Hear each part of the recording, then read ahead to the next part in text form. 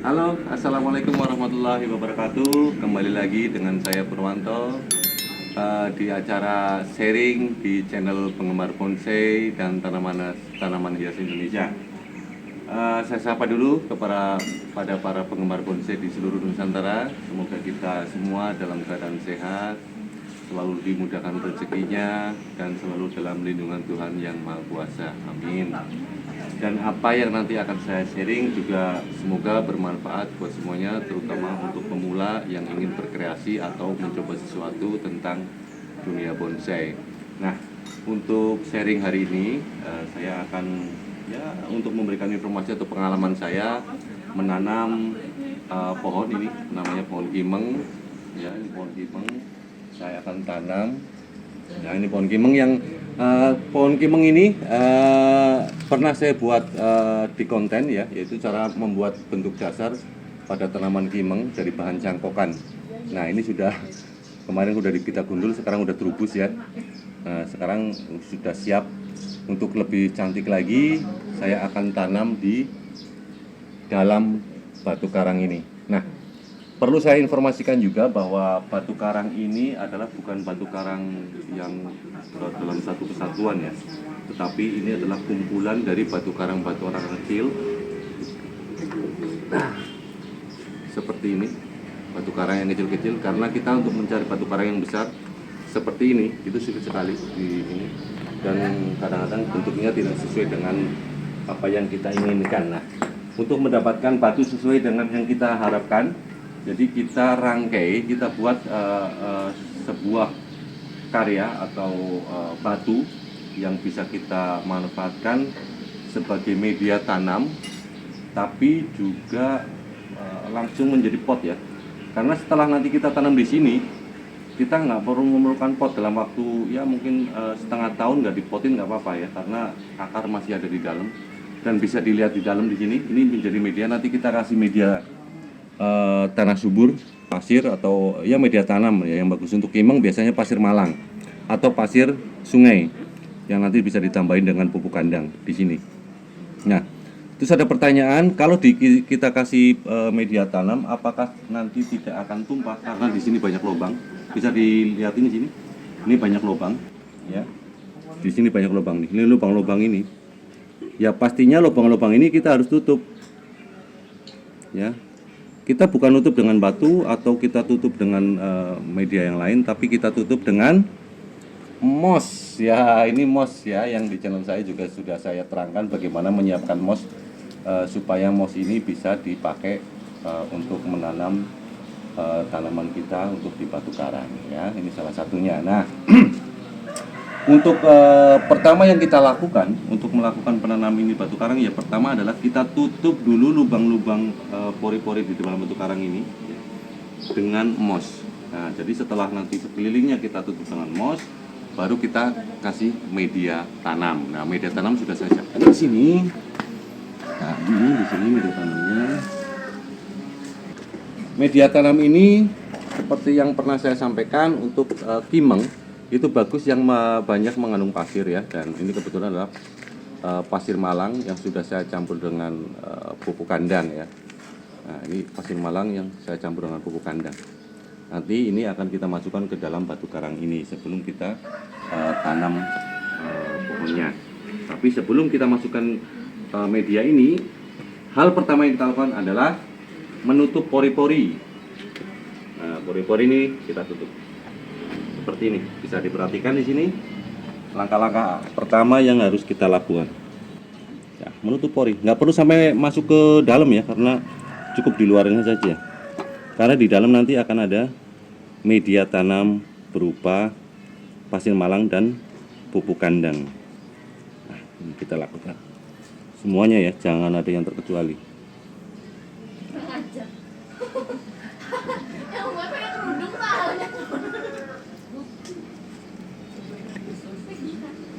Untuk penanaman dengan cara ini, kita tidak perlu memerlukan pembungkus plastik lagi. Karena walaupun nanti disiram, moss ini tidak akan jatuh ya, karena kita sudah dimasukin di sela-sela batu. Nah, makanya fungsinya dari moss salah satunya adalah dia mau lengket. Apalagi nanti kalau sudah ada beberapa akar yang tumbuh di sini itu seperti ngikat sendiri. Nah, seperti ini. Semua yang lubang.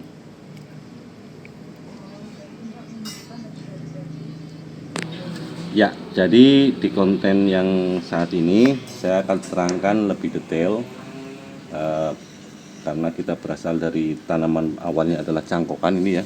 Ini awalnya cangkokan. Terus kemudian saya juga pernah buat konten tentang bagaimana membentuk gerak dasar pada cangkokan kimeng ini. Nah, untuk selanjutnya kita akan tanam di batu karang. Jadi memang untuk proses untuk sebuah bonsai, untuk menghasilkan sebuah bonsai yang bagus, itu adalah prosesnya yang panjang. Proses yang panjang yang diperlukan adalah ketelatenan, kesabaran, dan kontinuitas. Nah, artinya berkesinambungan, jangan istilahnya ada pepatah Jawa anget-anget tai ayam. Jadi cuman senang sesaat, tapi kita harus benar-benar dari awal kita rawat, kita bentuk, terus berproses sampai mendapatkan hasil yang maksimal. Nah, tapi di sini saya sebelum maksimal biasanya sudah laku. Jadi saya nggak bisa review karena setelah ini paling 2-3 bulan ada yang naksir ya dengan harga yang sudah cukup buat saya lepas biasanya. Nah, untuk perlu saya informasikan juga biasanya untuk tanaman ini yang sudah di batu karang ini saya cukup jual antara 300 sampai 500 ribu untuk satu paket ini. Dan tapi udah ada jaminan hidup ya, bukan baru ditanam langsung dibeli enggak. Jadi sudah beberapa lama kita rawat, sudah ada rimbun, sudah akar-akar sudah kelihatan tumbuh subur baru. Nah, ini sudah kita lakukan penutupan ya pada pori-porinya. Kita cek lagi ulang. Kita cek lagi jangan sampai ada yang kelewat ya. Nah, kita harus pastikan semua lubang yang ada di pori-pori batu ini tertutup ya. Jadi kita perlu cek lagi nih. Kita perlu cek, pastikan lagi. Kita pastikan lagi. Walaupun kecil kita tutup karena kemungkinan kecil juga. Nah, kalau seandainya susah kita perlu bantuan juga nih. Mungkin pakai bantuan kalau lubangnya terlalu kecil nggak bisa masuk ke tempat ini. Kuat ya masuk.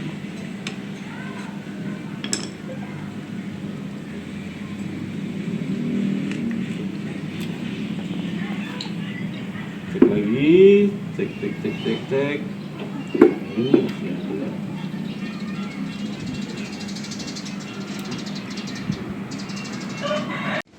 nah, sekarang bisa dilihat di sini semua lubang pada batu ini sudah kita tutup dengan mos ya. Jadi sangat mengurangi nanti jatuhnya media yang sudah ada. Sambil kita cek lagi biar nggak pada waktu diisi media tidak tumpah, dan pada waktu penyiraman juga tidak larut. Nah, salah satu fungsi mos ini juga bisa meredam air, artinya dia bisa menahan, menjaga kelembaban pada akar nantinya.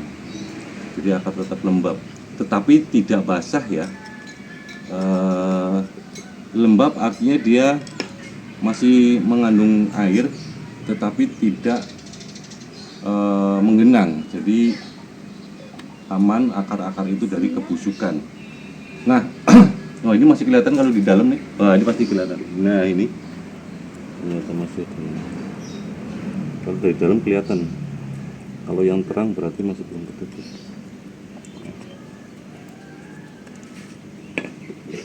Nah, ini sudah nih. Di sini masih ada kecil. Nah, ini sini ada.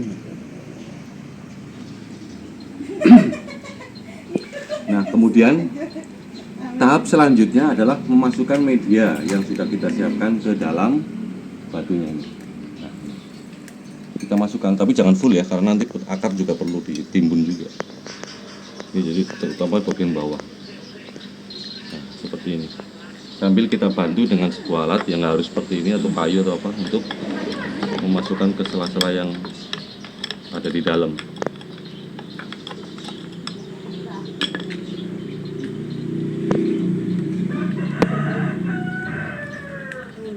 jangan sampai penuh semua, karena nanti akar juga akan ada yang ketimbun. Nanti kita bongkar dulu beberapa panjang akarnya.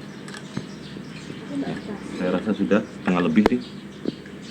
Nah, setelah ini baru kita lakukan pembongkaran kepada tanaman yang akan kita tanam.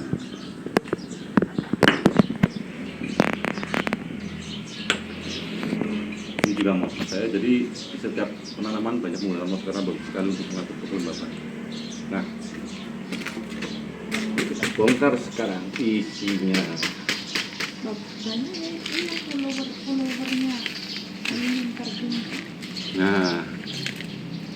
Nah ini akarnya belum manut, jadi sangat gampang kalau akarnya masih segini ya.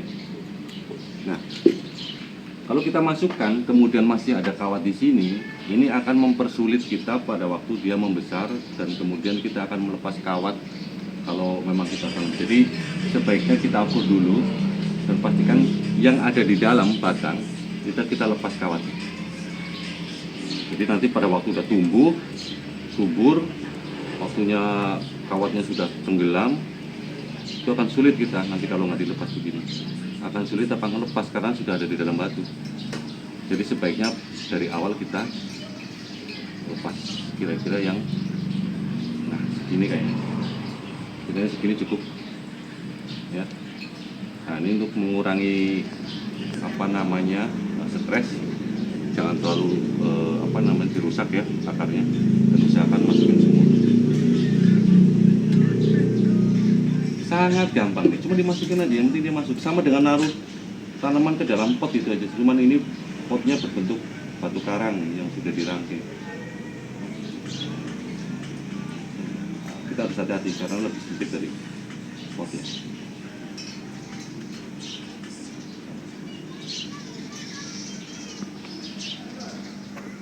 Nah, kurang ternyata, lepas lagi. Dan yang nanti kita bisa mainkan tetap adalah yang di luar kawat ini, yang ada kawat yang ada di sini ya. Nah, sambil kita atur, nanti kan udah masuk nih akarnya nih, tinggal kita atur mau di model gimana nih. Nah, misalkan kita sudah tahu arah, nah mungkin seperti ini, begini ya, cantik.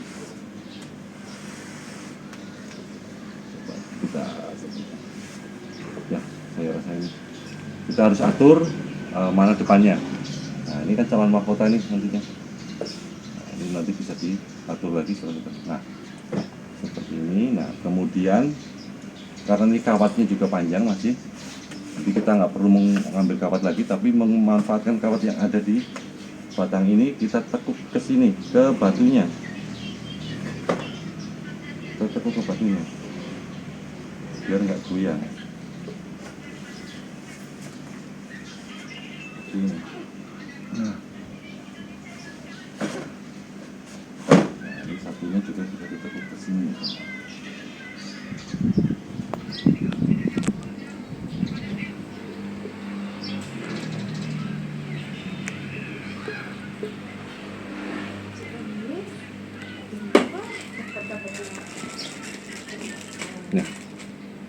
Nah, bisa diperhatikan di sini, ini sudah tidak goyang ya. Ini udah tidak goyang. Ya goyang nih, goyang karena batangnya masih kecil, tapi dari sini udah kuat ya.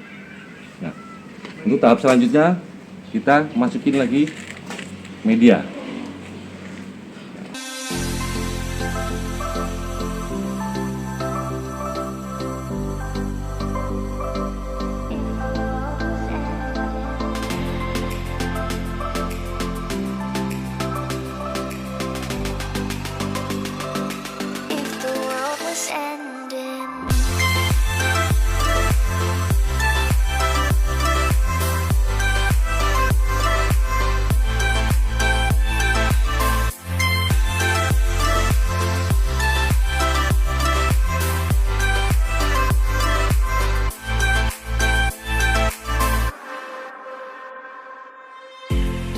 It's getting late, wanna fade away into the ocean waves. I don't wanna stay carrying this weight that will never go away. Are we falling deeper?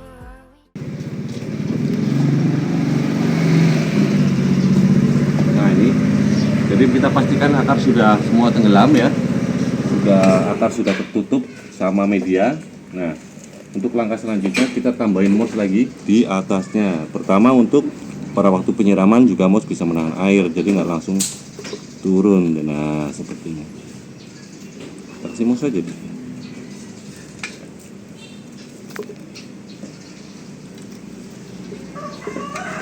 Tahap ketiga penanaman di dalam batu karang sudah selesai. Selanjutnya kita perhatikan posisi dari tanamannya ya. Kembali lagi ke selera masing-masing. Nah, kita coba atur lagi. Enggak.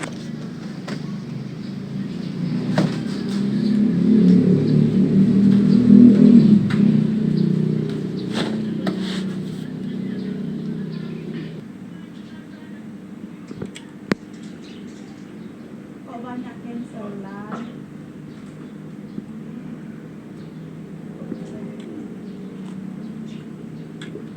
Nah, saya kira ini sudah cukup ya untuk sharing saat ini bagaimana cara menanam pohon kimeng cangkokan yang sudah dibentuk dasar ke dalam batu karang. Nah, untuk langkah selanjutnya adalah kita merawat. Jadi setelah kita melakukan penanaman seperti ini, belum serta-merta langsung namanya, wah ini sudah jadi bonsai ini belum ya. Jadi semua masih memerlukan proses. Jadi ya sudah menjadi tanaman bonsai yang ada di batu karang sudah, tapi bentuknya masih belum maksimal karena kita masih perlu lagi pemrograman selanjutnya. Pertama yang kita lakukan adalah merawat, bagaimana supaya tanaman ini bisa tumbuh subur, tumbuh bagus di dalam batu karang ini. Nah, nanti dari sampai di sela-sela lubang-lubang ini, kalau dia subur, dia akan keluar akar dari lubang-lubang ini. Nah, kalau akar sudah banyak yang keluar, kemudian sudah mulai panjang, itu bisalah kita sudah siapkan pot di sini, pot di bawah, ditambah extension untuk tambahan. Pot mungkin oval gitu ya, ukurannya minim untuk menyediakan makanan yang di bawah batu karang ini. Untuk saat ini tanaman ini masih bisa menyerap makanan yang ada di media di dalam batu karang ini, masih cukup sampai 2-3 bulan ke depan. Tapi nanti di kala akar sudah mulai tumbuh di sini, karena ini juga moss tetap terjaga kelembapannya, pastinya akar akan terus memanjang dan akan mencari celah untuk keluar ya. Nah, kalau sudah tembus ke bawah, itu biarkan. Justru di situ ada nilai seninya yang lebih tinggi di situ. Artinya tanaman ini tumbuh benar-benar subur di batu karang, kemudian dia mengeluarkan akar-akar, baru kita tata lagi sampai dia tembus ke bawah batu karang ini. Nah, setelah itu baru kita bisa siapkan pot.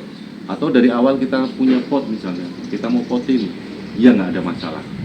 Tapi bagi rekan-rekan semuanya mungkin ini masih bagus dengan tidak pakai pot, itu juga masalah selera. Nah, demikianlah untuk sharing hari ini. Semoga cukup dimengerti, cukup dipahami proses penanaman pohon kimeng cangkokan yang sudah diprogram bentuk dasar ini. Semoga juga cukup menginspirasi terutama buat para pemula. Di sini saya tidak menggurui, di sini saya hanya sharing apa yang biasa saya lakukan, perlakuan apa yang saya lakukan kepada pohon-pohon saya. Demikianlah, semoga bermanfaat, dan bagi yang suka dan baru melihat channel ini, suka dengan channel ini, silakan di subscribe, like, komen, dan juga share. Karena dengan demikian bisa meningkatkan semangat saya untuk terus berbagi pengalaman ya. Jangan bosan untuk selalu mengikuti channel saya selanjutnya. Bye bye.